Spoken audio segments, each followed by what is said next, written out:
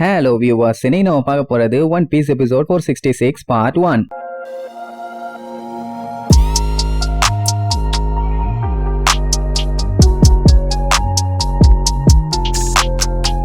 போன பாட்டுல கப்பலோட அம்புட்டு பேரும் மேல இருந்து கத்திட்டே கீழே விழுந்தாங்கல்ல. லூஃபியை தவிர மத்த எல்லாத்துக்குமே மரண பீதி கண்ணுக்கு தெரியுது. அதுலயும் சில பேர் எல்லாம் நீ எரிச்சிருங்க புதைச்சிருங்கன்னு சொல்லி ப்ரீ புக்கிங் பண்ணிட்டானுங்க. What to do? பகி எல்லாம் மிஸ்டர் 3 பார்த்து நண்பா ஏதாச்சும் பண்ணுடாம்பா. யோ நான் என்னையா பண்ணுவேன், என்னையவே யாராச்சும் காப்பாத்தணும், ஏன் உசுர வாங்குறாம்பா. சரி இப்ப எல்லாரும் மேல இருந்து கீழே விழுறாங்க, எப்படி கீழே விழுந்தாங்கன்னு தெரியணும்ல. அதனால சிறிது பின்னோக்கி செல்ல வேண்டும். அட கடைசியா நம்ம ஆளுகளை பத்தி பேசிட்டு இருக்கும் போது கப்பல் நல்லா வேகமா போச்சு. ஆனா அதுக்கப்புறம் ஒரு பெரிய நனல் வந்து இவங்களை மறைச்சது இல்ல. எல்லாம் பார்த்து கூட பயங்கரமா பீதி ஆனாயிலே. அது வேற ஒண்ணும் இல்ல, பெரிய சைஸ்ல வந்த ஒரு சுனாமி.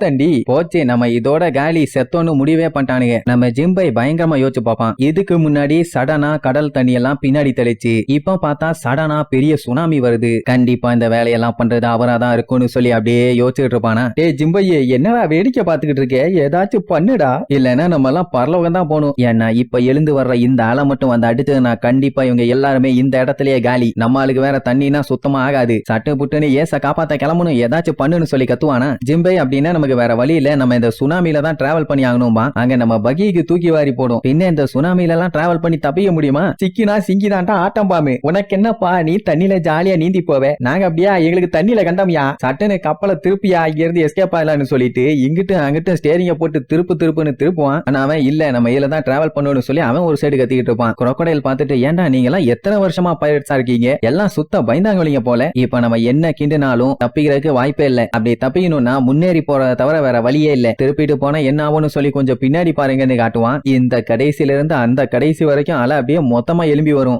நேரா போறத தவிர வேற வழியே இல்ல. ஜெம்பை தெளிவா சொல்லிடுவான், எல்லாம் கப்பலை நல்லா டைட்டா ஹெவியா புடிச்சுக்குங்க, ஏன்னா நம்ம இந்த பெரிய அலையில தான் டிராவல் பண்ண போறோம்னு உடனே அம்புட்டு பேரும் அடிச்சு புடிச்சு கப்பலை போய் நல்லா நச்சுன்னு புடிச்சுக்குவாங்க. அப்படியே அந்த கப்பல் போக போக அலை அதுக்கு மேல அதிகமா வந்து அவங்க கப்பலை அப்படியே அலேக்கா மேல தூக்கும். கொஞ்சம் கொஞ்சமா செங்குத்துக்கு கப்பல் மேல ஏறி அப்படியே டாப்புக்கே போயிரும். இங்க நம்ம பயலுக்கு அப்படி மேல ஏறி போய் சேரக்குள்ள படுவானுங்க பாருங்க பாடு.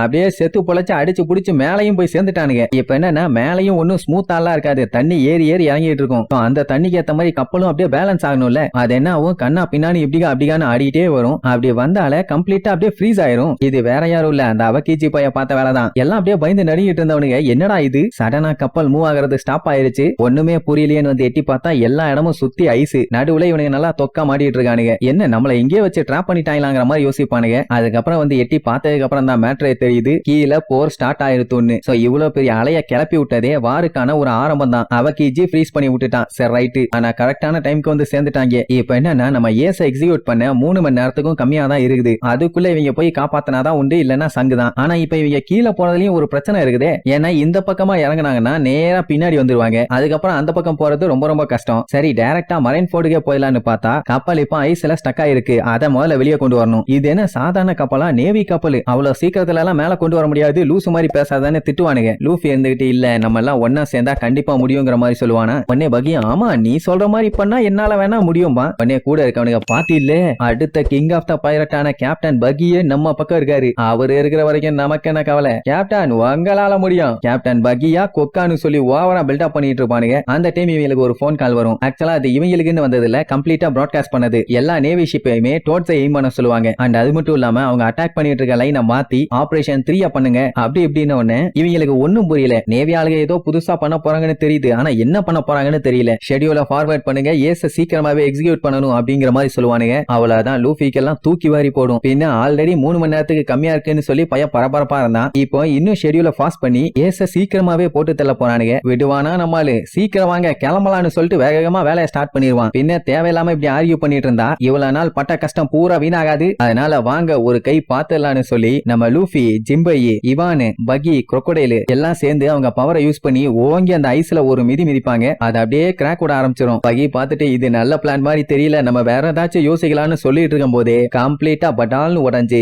அத்தனை பேரும் கப்பலோட மேல இருந்து கீழே விழுவாங்க. இப்ப தெரியுதா எப்படி நம்ம பையலுக்கு மேல இருந்து விழ ஆரம்பிச்சாங்கன்னு. அப்படி நம்ம பையன் கத்திக்கிட்டே கீழே விழுறத பார்த்த ஏசுக்கு இன்னும் பீதி அதிகமாயிரும். ஏன்னா லூஃபியாச்சு சேஃப்டியா இருக்கான்னு நினைச்சு வச்சு நம்பிட்டு இருந்தான். இப்ப அவனுமே இங்க வந்துட்டான்ல, அதான் அவனால தாங்க முடியல. அப்படி மேல இருந்து அந்த கப்பல் கீழே வந்து பொதகட்டியில விழும். லைவ் டெலிகாஸ்ட்ல பாத்துக்கிட்டு இருக்க மக்கள் எல்லாம் பீதி ஆயிருவாங்க. என்னடா இது புதுசா மேல இருந்து என்னமோ கீழே விழுதுன்னு. அதுக்கப்புறம் தான் ஜூம் இன் பண்ணி காட்டுறானுங்க அது நேவி ஷிப்னு. நல்ல வேலை இவனுங்க தண்ணியில வந்து விழுந்ததுனால தப்பிச்சிட்டானுங்க. இந்நேரத்துக்கு ஐஸ்ல வந்து விழுந்திருந்தானுங்க சங்கே முழங்கு.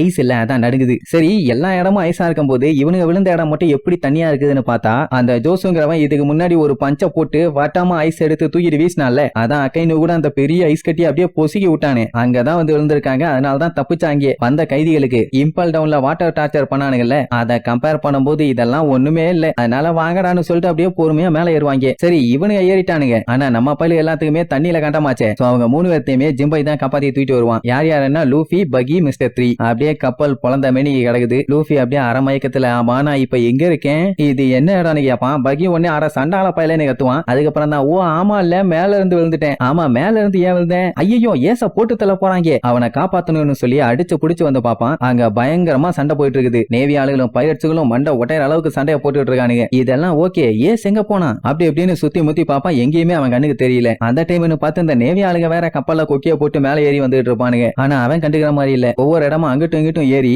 ஏஸ் எங்க இருப்பான் எங்க இருப்பான்னு சொல்லி விடாம தேடுவான். குறுக்கால மெரைன் ஆளுங்க வந்து பயங்கரமா அட்டாக் பண்ணுவானுங்க. அந்த அட்டாக்ல பூரா எஸ்கேப் ஆகி நான் ஏச காப்பாத்த போயிட்டு இருக்கேன், என் குறுக்க வராதீங்கடா கொய்யாலைகளான்னு ஓங்கி ஒரு குத்து வைப்பான். அவன் வச்ச ஒரு குத்துல 4 பேரு சேஃப்டி பறப்பாங்க. அப்படி நம்ம பையன் அடிச்சு புடிச்சு அங்கங்கன்னு ஏறி கப்பலோட டாப்ல வந்து நின்னு பாப்பான். அதுக்கப்புறம் தான் தெரியுது ஏச அங்க முட்டி போட வச்சு கொல்றதுக்கு ரெடியா வச்சிருக்காங்கன்னு. அப்படி ஏச பார்த்த உடனே நீ அங்கதான் இருக்கியா, நல்ல வேலை நான் கரெக்டா டைமுக்கு வந்துட்டேன்னு சொல்லி லூஃபிக்கு தான் செம ஹாப்பி. ஏன்னா எப்படியும் ஏச காப்பாத்திலாம் அவன் கண்ணு முன்னாடி தான் இருக்கான்னு. உடனே இவன் ஏசுன்னு கத்துவான், அவன் லூஃபின்னு கத்துவான். உடனே லூஃபி உன்னை காப்பாத்த நான் வந்துட்டேன், நீ ஒண்ணு கவலையே படாதேன்னு சும்மா சந்தோஷமா சொல்றதோட இந்த எபிசோடுக்கு எண்ட் கார்டு போட்டு முடிக்கிறாங்க.